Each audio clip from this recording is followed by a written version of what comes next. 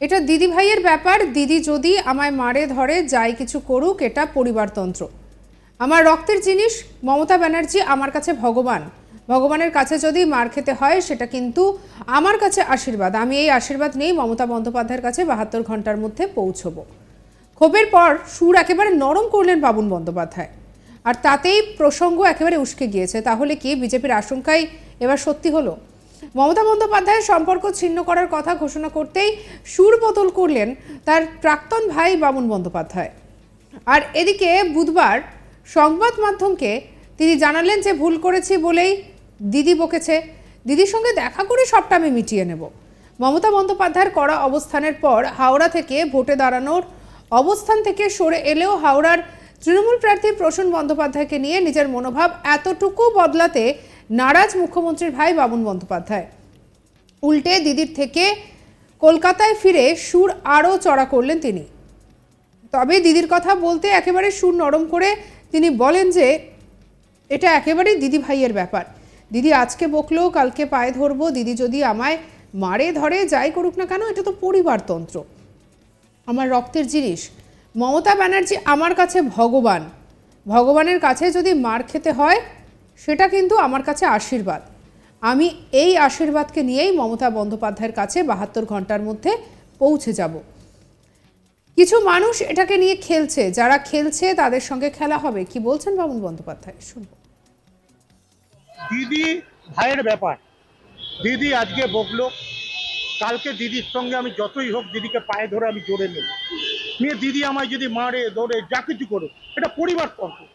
পরিবারের মধ্যে আমার রক্তের জিনিস মমতা ব্যানার্জি আমার কাছে ভগবান। ভগবানের কাছে যদি দুটো মার খেতে হয় সেটা কিন্তু আমার আশীর্বাদ।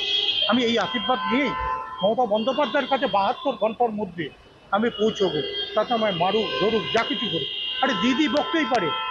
বাবা মা যদি ছেলেকে বলে তুই আজকে বাড়ির কুলাঙ্গার, তুই ঘর থেকে বেরিয়ে যা, আবার কিন্তু সেটা অভিমান মিটে যায় টাইমে। এটা বাড়ির পরিবারের সঙ্গে আমার কোনো অভিমান না। কিছু মানুষ এটাকে নিয়ে খেলছে, যারা খেলছে তাদের সঙ্গে খেলা হবে। এরপরেই সুর চড়িয়ে বলেন, আমি লোভী না, অভিমানী। দিদি আমার ভগবান। ১৯৮৪ সাল থেকে রাজনীতিতে যাদবপুর কেন্দ্রে সোমনাথ চট্টোপাধ্যায়ের বিরুদ্ধে মমতা বন্দ্যোপাধ্যায়ের দাঁড়ান, তখন থেকে কংগ্রেস করতাম। প্রথম দিন থেকে খেটে ময়দানে লড়ে বেঙ্গল অলিম্পিকের প্রেসিডেন্ট হয়েছিলাম দাদার সঙ্গে। মোহনবাগান ক্লাবে লড়ে নিজের জায়গা তৈরি করেছি। জীবনে খেটে উঠেছি, আর এতে কারোর হাত ছিল না। আমার অভিমান একটা জায়গায় ছিল। হাওড়ায় চাকরি করতাম, মোহনবাগান দল করি। হাওড়ার মানুষরা আমাকে ভালোবাসে। আমি একজন কর্মী হিসেবে বলতে পারি, হাওড়ায় এই ক্যান্ডিডেটটাকে না নিয়ে অন্য কাউকে যদি ক্যান্ডিডেট হতো তাহলে আমি বেশি খুশি হতাম। দিদি যা বলছেন শুনুক, কিন্তু আমার মনে হয় এই ক্যান্ডিডেটটা ঠিক নয়। কি বলছেন বাবুন, শুনবো। দেখুন, আমি লোভী না, আমি অভিমানী। দিদি আমার ভগবান। ১৯৮৪ সাল থেকে রাজনীতিতে যাদবপুর কেন্দ্রে সোমনাথ চ্যাটার্জির এগেন্স্টে যখন মমতা বন্দ্যোপাধ্যায় দাঁড়ায়, তখন দিদির প্রথম থেকে কংগ্রেস করতাম। ফার্স্ট আমরা গাই বাছুর করতাম, তারপরে হাত চিহ্ন, তারপরে তৃণমূল কংগ্রেস করেছি। প্রথম দিন থেকেই নিজে খেটে ময়দানে লড়ে বেঙ্গল অলিম্পিকের প্রেসিডেন্ট হয়েছিলাম দাদার সঙ্গে লড়ে। মোহনবাগান ক্লাবেও লড়ে নিজের জায়গা তৈরি করেছি। জীবনটা খেটে উঠেছি। ইভেন আমি মনে করি খেটে যে জায়গা নিজে তৈরি করেছি, এখানে কারোর হাত বা কোনো পরিষেবা ছিল না। কিন্তু দিদির একটা জায়গায় দিদি যে জিনিসটা ভাবছে, দিদি ভাবতেই পারি দিদি আমাদের কাছে ভগবান। আমার অভিমান একটা জায়গা ছিল যে হাওড়ায় আমি নিজে চাকরি করতাম, অ্যান্ড্রুলে টাইড ওয়াটারে চাকরি করতাম। সেখান থেকে হাওড়াবাসীদের কাছে আমার একটা ভালোবাসা, আন্তরিকতা। ইভেন ধরুন মোহনবাগান ক্লাব করি, সেখানে হাওড়াবাসীদের কাছে একটা ভালো জায়গা আমি তৈরি করেছি। হাওড়ার মানুষরা আমাকে ভালোবাসে। আমি ওখানে জগন্নাথের পুজো, একটা বড় পুজো করেছি। স্বামীজির সঙ্গে আমি ইফতার পার্টি করেছি, যেখানে সৌরভ গাঙ্গুলি থেকে শুরু করে অনেক সেলিব্রিটি যাচ্ছি। ইভেন ওখানে আমি অলিম্পিক ডে রান করেছি। ইভেন শৈলেন মান্না স্টেডিয়ামে প্রচুর টুর্নামেন্ট করেছি। ইভেন হাওড়াবাসীদের কাছে আমি গ্রহণযোগ্য হিসেবে কাজ করেছি।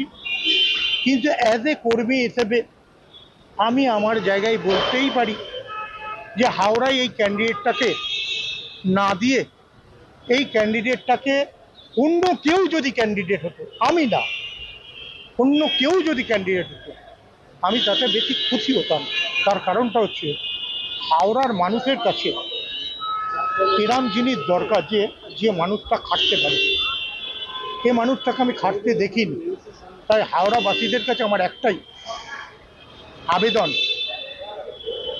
দিদিমণি যেটা বলছে শুনুক, বাট আমার দিক দিয়ে মনে হয়েছে এই ক্যান্ডিডেটটা ঠিক। বুধবার মমতা বন্দ্যোপাধ্যায় এই বিষয়ে কি বলেছিলেন শুনুন।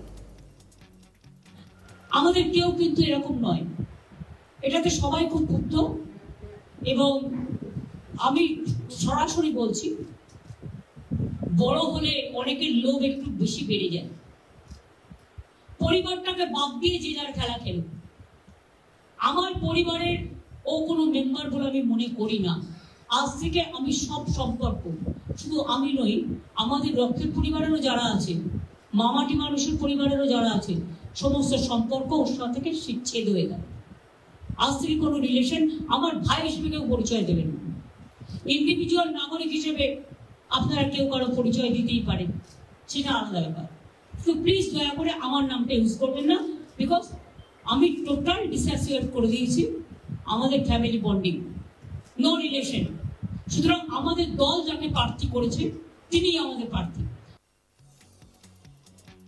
আর এদিকে বাবুন বন্দ্যোপাধ্যায় বলছেন যে এটা তো আসলে দিদি ভাইয়ের ব্যাপার, দিদি যদি আমায় মারে ধরে যাই কিছু করুক, এটা পরিবারতন্ত্র, আমার রক্তের জিনিস।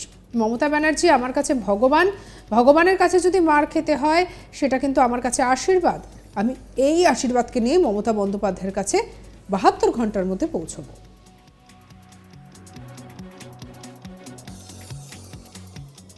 দিদি ভাইয়ের ব্যাপার, দিদি আজকে বকলো, কালকে দিদির সঙ্গে আমি যতই হোক দিদিকে পায়ে ধরে আমি জোরে নেব নিয়ে দিদি আমায় যদি মারে ধরে যা কিছু করুক, এটা পরিবারতন্ত্র। পরিবারের মধ্যে আমার রক্তের জিনিস। মমতা ব্যানার্জি আমার কাছে ভগবান। ভগবানের কাছে যদি দুটো মার খেতে হয় সেটা কিন্তু আমার আশীর্বাদ। আমি এই আশীর্বাদ নিয়েই মমতা বন্দ্যোপাধ্যায়ের কাছে 72 ঘন্টার মধ্যে আমি পৌঁছবো। তাতে আমায় মারুক ধরুক যা কিছু করুক। আরে দিদি বকতেই পারে, বাবা মা যদি ছেলেকে বলে তুই আজকে বাড়ির কুলাঙ্গার, তুই ঘর থেকে বেরিয়ে যা, আবার কিন্তু সেটা।